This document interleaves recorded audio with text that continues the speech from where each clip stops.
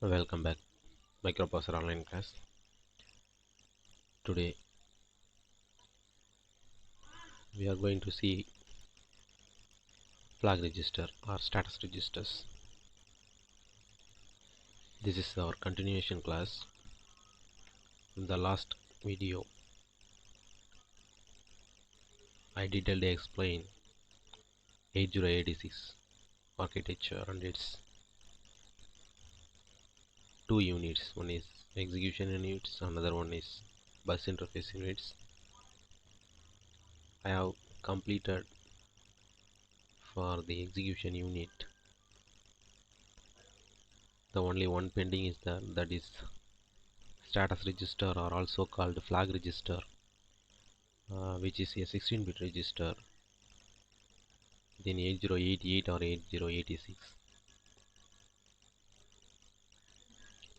Now what is flag register? A flag is indicating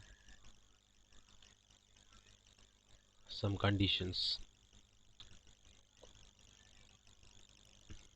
So how it check the condition?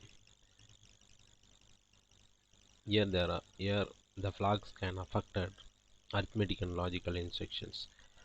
So when we are applying the arithmetical instructions or logical instructions, automatically the flag bits are changed. Or when you give the condition, if the flags are automatically changes. Suppose I give some conditions, that is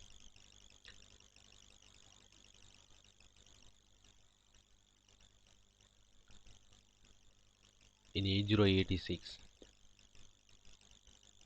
flag registers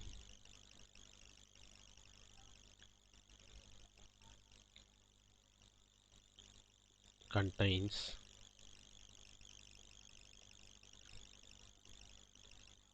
9, that is 9 flag register instead of 16 bits. The remaining 7 are undefined. Here you will see in the diagram there are 6 flags indicate some conditions. I already told you there are it controls some conditions, that is known as the status flags. Then the remaining 3 flags are control flags. Totally 6 plus 3 is 9 flag registers, which is available in 8086. So one by one we will see what is the uses of this status and control flags. Go to next.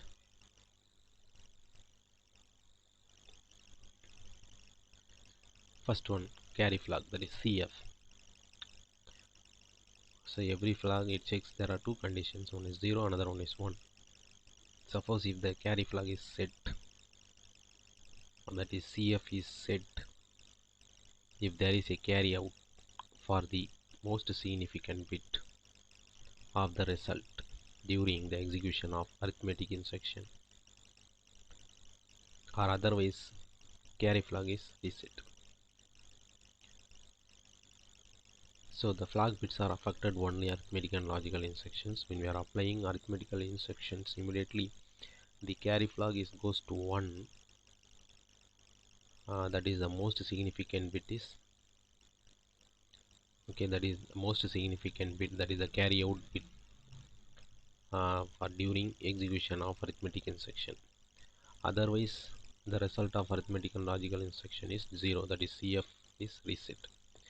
Only it checks only two conditions, one is set and another one is reset. Set means it is affected, reset means it does not affected, that is 0. Then parity flag PF, if parity flag is set, the result produced by the instruction as even parity, that is it contains even number of ones. If the parity is odd, the parity flag is reset. Only two conditions. The resulting bit, the arithmetic and logical instruction has to be produced even number of ones, that result is goes to even parity. Otherwise PF is reset, that is known as odd parity. Okay, only the two conditions. The next auxiliary carry flag, that is AF. AC is set if there is a carry out from the lower nibble. Before in carry flag is carry out from the most significant bit. Here in auxiliary carry is set if the carry flag is out from the lower nibble, that is a lower order nibble. For example, from the 8 bit, there are two nibbles are there. You take from the right hand side 4 bits are nothing but lower order nibble. From the left hand side 4 bits are nothing but another nibble that is presented in most significant bit. So the auxiliary carry flag is affected only lower order nibble. Otherwise AF is reset, that is 0. If it is affected it is 1, it is not affected is 0. The next one, zero flag. The zero flag shows if the arithmetic and logical operations, that is the zero flag is set, that is 1, that equal to 1. If the result of an arithmetic and logical operation is 0, all the resulting bit is 0. Okay, that is known as that equal to 1. If ZF, the zero flag is reset, the arithmetic and logical operation is, the resulting bit is good, not 0. That is the meaning. Okay, next, sign flag. Sign flag is set if the result is negative number, or reset if the resulting bit is positive. It checks only two conditions. If the after applying arithmetic and logical operations, if the resulting bit becomes negative number, that is set, sign flag is set. Positive number means if the sign flag is reset. Go to next. The next, trap. So these are all the control flags, 3 control flags which is available in 8088. One is TF, that is trap flag, that is interrupt flag. Second one, third one, direction flag. These 3 control flags are accepted by 8088 microprocessor. That means if TF is set, that is trap flag is set, the 8088 to recognize maskable interrupt request, that is to enable maskable interrupt request when the TF is set. Or the another condition, if the TF is reset, it could not recognize, sorry, the TF is set, the 8088 goes into single step mode of operation, single chip, that is a single chip mode of operation, that is known as trap flag. Another one is interrupt flag. If interrupt flag is set, the 8088 to recognize maskable interrupt request. Okay, if TF is reset, it ignored maskable interrupt, that is disabled. The other two conditions, IF equal to 1, the INTR request is accepted. IF equal to 0, the INTR pin is disabled, that is 0. Okay, next, direction flag. If direction flag equal to set, the string instruction automatically decremental. Okay, the string instruction is automatically decremental. Direction flag equal to 0, it causes the string address to be incremented. Okay, so set means it is decremented, automatically decremented by the address. Reset means it is incremented automatically for string address. Then last one, overflow. If overflow is set, it indicates that the signed result is out of range. That is the first one, that is OF equal to 1. It indicates that the assigned result is out of range, or if overflow flag is reset, the result is not out of range. Okay, so these are all the flag register which is available in 8086.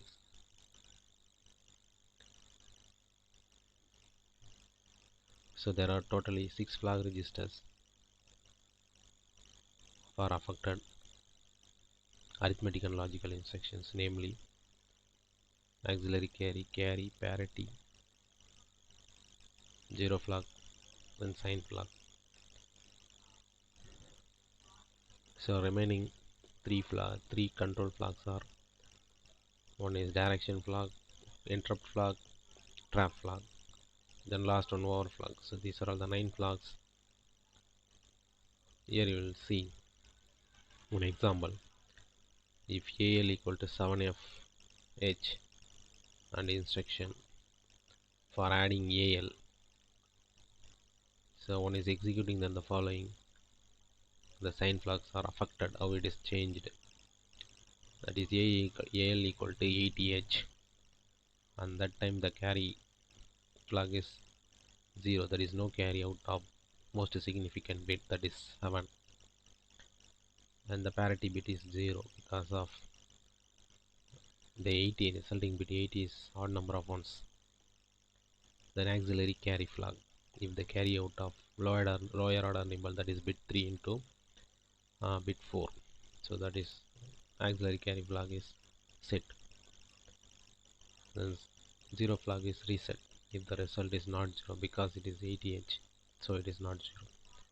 Sign bit, that is sign flag equal to 1 if bit 7 is 1, so it is negative. 0 means it is positive sign, that is last one overflow if the sign bit has changed, that is overflowed. Okay, so these are all the sign flags which is affected using arithmetic and logical operations. Next, the second part of 8086 is bus interface unit, which contains instruction stream byte queue, that is 1 2 3 4 5 6. There are 6 byte instruction queue.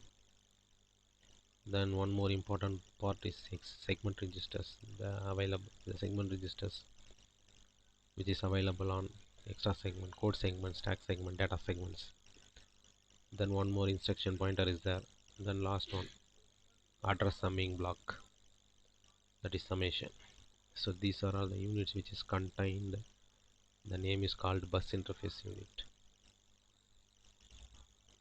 So first is the queue, that is the instruction queue.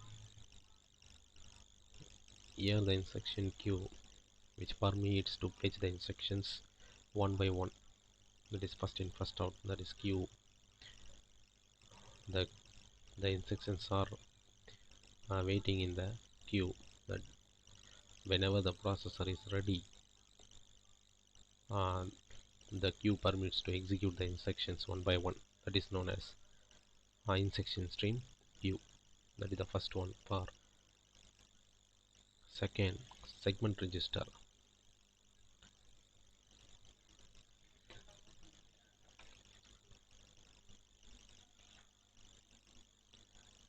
The segment register for 8086, the entire memory, that is 1 MB of memory, is divided into 16 logical segments. That is, the 1 MB of memory is divided into 16 logical segments, with each segment of maximum size is 64 KB. So there are totally 16 logical segments. From that, in 8086, each segment is considered as 64K memory. The major part of segment is only 4. One is code segment, another one is data segment, third one is extra segment, fourth one is stack segment. All the 4 segments are available in 64 KB. Okay, in totally the 8086 has contained 1 MB. The 1 MB of memory which is divided into 16 logical segments. The mainly the 4 segments, namely code, data, extra and stack segments. We will see one by one.